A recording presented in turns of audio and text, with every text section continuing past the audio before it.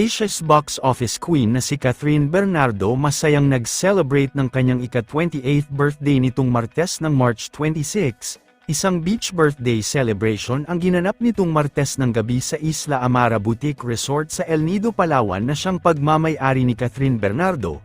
Dinaluhan ang kanyang kaarawan ng kanyang pamilya at mga kaibigan, kabilang sa mga naroon at imbitado ang iilan sa mga malalapit na kaibigan ni Catherine Bernardo sa showbiz industry na sina Dominic Roque, Jericho Rosales, Miles Ocampo, Robbie Domingo, Joshua Garcia, Alora Sasem at marami pang iba. Spotted din ang co-stars ni Catherine Bernardo sa pelikulang Hello Love Goodbye na pinangunahan nina Alden Richards, Maymay Entrata, Kakay Bautista at Lovely Abella. Tila naging mini-reunion na nga din ito para sa kanila dahil muli silang nagsama-sama matapos ang ilang taon. Samantala, trending at pinag-usapan naman ngayon online ang pagdalo nina Jericho Rosales, Alden Richards at Dominic Roque sa kaarawan ni Catherine Bernardo. Alam naman kasi natin na matapos ang hiwalayang Daniel Padilla at Catherine Bernardo ay madalas nang isiniship si Kath kina Jericho Rosales at Alden Richards na siyang malapit sa aktres.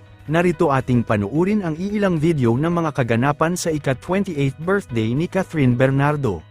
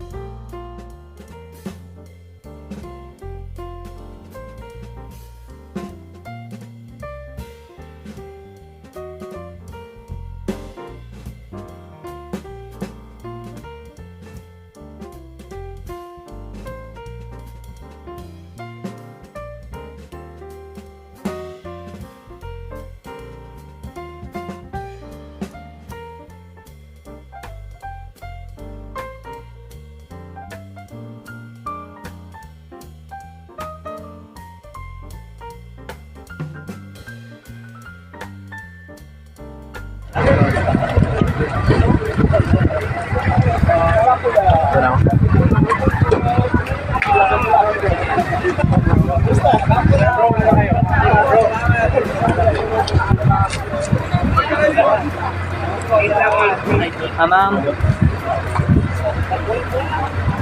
Wait na lang sa pula, no? Wait na lang sa pula. Wait na lang. Gusto na pakilala nyo.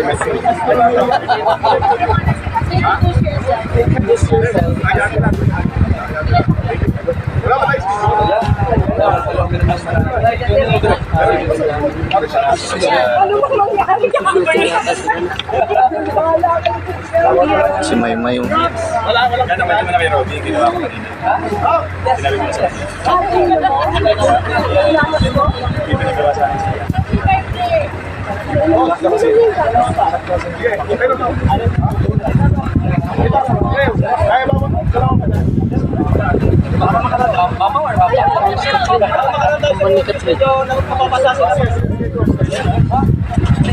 Kasama ko imaginary friend ko.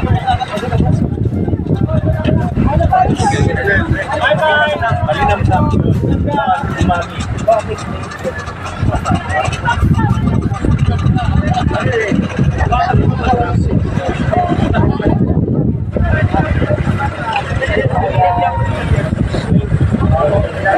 Yes,